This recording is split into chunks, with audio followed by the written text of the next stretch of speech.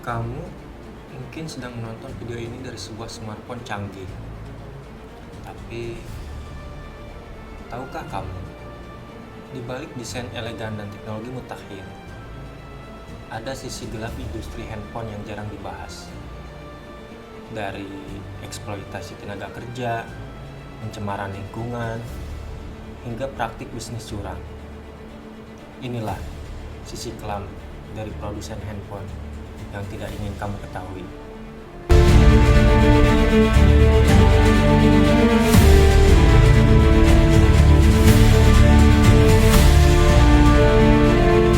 Untuk membuat satu buah smartphone dibutuhkan berbagai logam langka seperti kobat, tantalum, dan litium.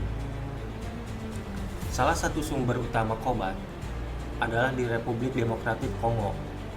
Masalahnya, banyak tambang dioperasikan secara ilegal dan menggunakan pekerja anak-anak dalam kondisi yang berbahaya dan tidak manusiawi. Perusahaan-perusahaan besar seringkali menutup mata, meski mereka tahu rantai pasokan mereka itu bersentuhan dengan pelanggaran hak asasi manusia. Pernah dengar soal Foxconn? Ini adalah salah satu pemasok utama Apple, sebuah perusahaan besar di Tiongkok, dan produsen berbagai merek besar lainnya. Beberapa tahun lalu, dunia diguncang oleh berita bunuh diri beruntun pekerja pabrik akibat tekanan kerja yang ekstrim. Buruh dipaksa kerja hingga 12-14 jam seharinya, dengan gaji minim dan istirahat yang terbatas. Sebagian perusahaan berjanji akan memperbaiki kondisi ini, tapi apakah itu benar-benar terjadi? Pernah nggak kalian merasa HP kalian itu tiba-tiba lemot setelah diupdate? Nah, bisa jadi itu bukan kebetulan. Beberapa perusahaan besar, termasuk Apple, tertangkap memperlambat performa handphone kamu lewat update sistem. Tujuannya mendorong kamu membeli model terbaru mereka. Ini adalah bagian dari strategi yang namanya planned obsolescence, membuat produk cepat usang agar kamu terus membeli dan terus membeli barang yang terbaru. Padahal handphone lama kamu masih bisa bekerja dengan baik jika tidak diperlambat secara sengaja. Setiap tahun, dunia menghasilkan lebih dari 50 juta ton limbah elektronik, dan handphone menjadi salah satu kontributor utamanya.